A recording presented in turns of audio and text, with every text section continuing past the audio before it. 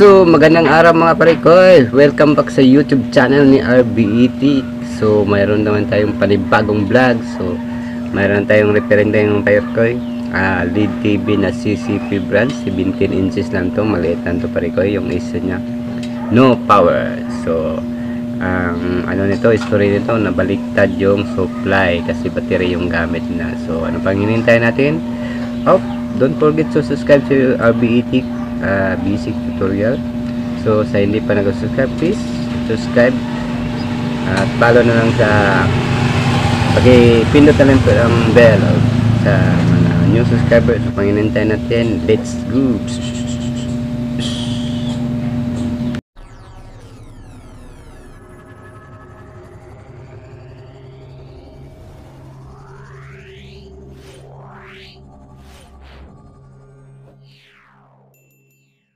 Yun, ito na pare ko. So binuksan ko na CCP to. So yan, sunog ang switching regulator nya.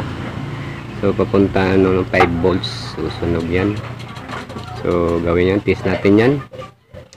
So lagyan natin ng supply, tapos magsukat tayo kung mayroon siyang 12 volts. Kaya lang hindi yan mag-switch kasi sunog yung switching IC nya. So yan cluster ko muna pare ko yan, tagal. So pag ganito pare ko, mabubuhay pa rin itong board na to pag kinonvert mo ng 5 volts. So yan, walang indicator. So sinaksak ko na yon, may supply na yan. So try natin sukatin yung supply. Kung may supply talaga ito. So binaliktad na ni RBET. So shout out pala sa mga new subscribers ko. Maraming salamat sa mga old subscribers ko sa inyong mga suporta. Sa new coming pa, don't forget to subscribe to RBET basic tutorial, more video tutorial. Pray lang to pare ko. Pag-subscribe, pray lang din yan. So maraming salamat sa inyo. So monetize ng channel natin kasi pero ang bagal ang revenue. So yan, tiyaga-tiyaga lang tayo parikoy. Ang importante, bahagi natin tong kunting kaalaman natin sa electronic. So yan, susukatin natin tong supply. Kaya lang hindi nakita yung tester ko, ang dia. So may supply sa pariko pero walang indicator. Yun ang problema kasi sunog yung switching IC nya. So try natin tong gamitan ng Kia 7805 pariko. So tanggalin muna natin yung IC nya. Tanggalin natin yan. Yan. Tanggalin natin yan. Yan ang salarin pag walang indicator. Yun. Kasi ito na supplyan tong battery na baliktad yung pag na. Kaya ito nasunog. So tanggalin ko muna yan. Cut. Yun, ito na, natanggal ko na parikoy. Yun, wala na. So yan, tinanggal ko na yan. So sa bandang may coil yan parikoy. Ito yung gamitin natin parikoy para malaman natin yung buo pang yung system nya. Temporary lang ito parikoy. 7805. So yun, set up natin parikoy. Dito tayo sa capacitor na 470 16 volts. Yan, ang gitna niyan. Yun ang ground. Yung isa, yung 12 volts. Tapos yung isa, 5 volts. Yan. Yan, ground yan. Tapos ito, 12 volts. Yung out nito, 5 volts. So, yan. So, lagyan natin ng hinang. So, shoutout pala sa mga kaparikoy. Kasamahan kong mga dancer. Friends at work. Shoutout sa inyong lahat yan. So, yan na parikoy, So lagyan natin ng wire para matap natin doon sa kabilang kapasitor na 10 volts 47 UF. Naayon na ito bining ma'am. Nado. Nadia. Okay.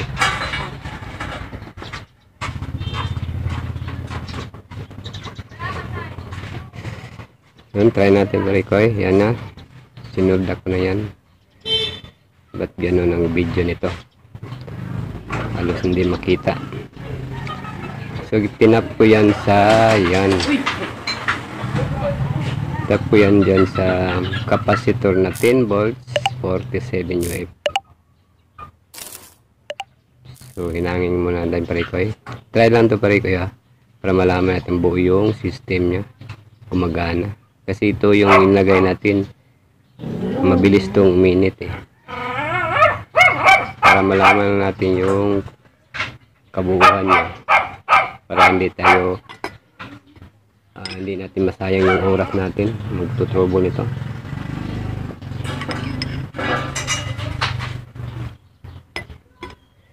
Yun. The moment of truth. So yun ang 12 volts ground, 5 volts yung output niya. So lagay natin yung mga kolorite niya.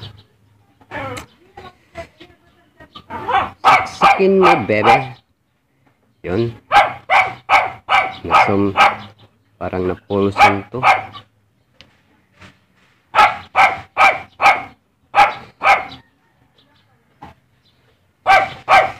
So yan, lagyan natin ng supply.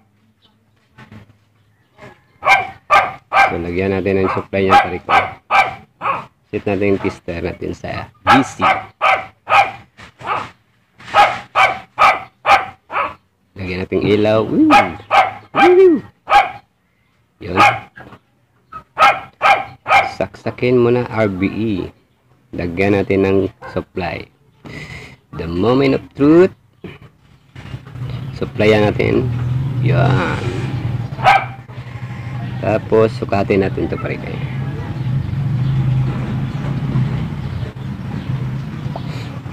Yung gitna ground yan.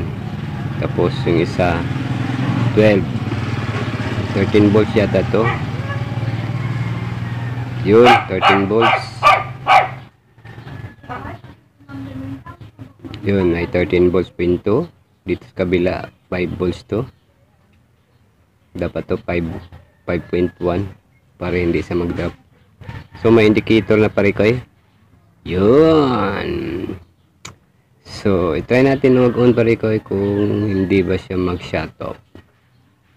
Kasi ito try lang to para malaman natin yung buo yung system ng TV na to. 17 inches lang to. CCP ang brand nya. CCP ang brand nya Parikoy.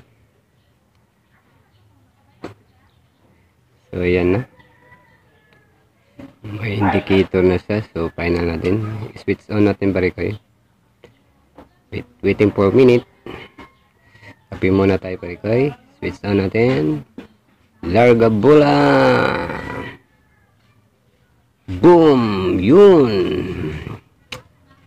So gumana siya Parikoy. So saglit lang to mag-shutdown. Yun, nag-shutdown na siya. Pero buo yung system niya. So final tayo Parikoy. So yun, naghanap ako sa supply ng DVD. Supply ng DVD may 5 volts at 12 volts. So yung 5 volts niya dyan sa inductor may coil. Yan, dyan ko tinap yung 5 volts niya. Ito try lang to Parikoy ha. Pero final natin to mamaya. Yun, may indicator na siya. So switch on natin yan Parikoy. Yun, lumabas ng CCP.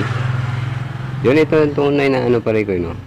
Kasi itong ginamit ko talaga supply to sa DVD. May 12 volts at 5 volts yung output niya. So ito gagana talaga to, 100% talaga to.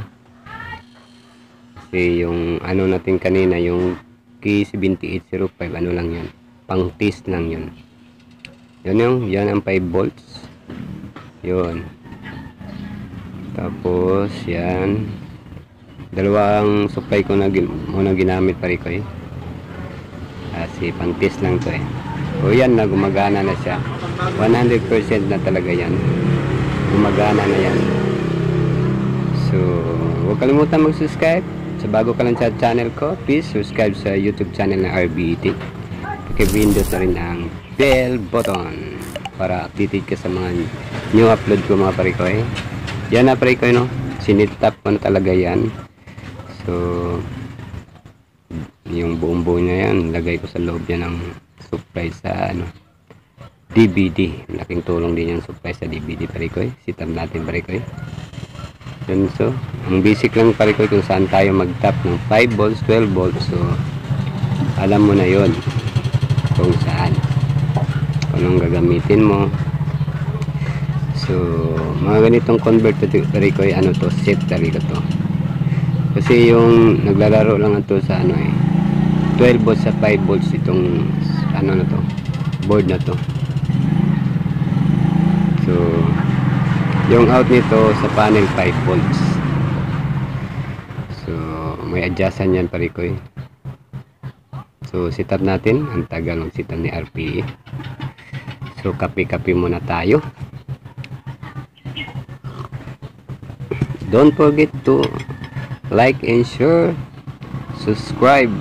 So maraming salamat sa mga solid followers ko, subscribers, at saka mga new subscribers sa mga coming more video tutorial. So pwede lang ito parikoy. So sana supportan yung channel ko kahit na matagal na itong pero ito pa rin lumalaban. So ito yung parikoy, no? Lahat na naman ng mga ganitong one, pero kanya-kanyang diskarte yung mga technician kung paano pagganahin yung unit niya. So iba-iba. So kung ikaw bago ang technician, so mayroon ka din madiscover na mga technique o mga tutorial na hindi namin alam, na ikaw lang nakakalam. So yun ang purpose ng YouTube. So mag-share your bising or kalaman. So maraming salamat sa mga nag-upload ng mga kasamahan kong tech vlogger. Dahil sa kanila marami din tayo natutunan sa kanilang mga kalaman. So kasi yung pag technician ka, so kailangan mo malawak yung kalaman mo. So mag-explore ka lang sa mga kaibigan nating batikang technician dito sa YouTube na lahat. So manood ka rin sa mga mga video nila sa mga channel na, so mga quality video yan. So pag ikaw bago ka lang, so basic muna, kailangan mo ng basic. Pag wala kang basic, mahirap. Kailangan mo marunong ka mag basic sa supply, secondary o mga kailangan sa electronics. Step by step lang parikoy para maabot din yung tuktok na magagaling ka na. So share your lang parikoy. So ito final test na tayo parikoy.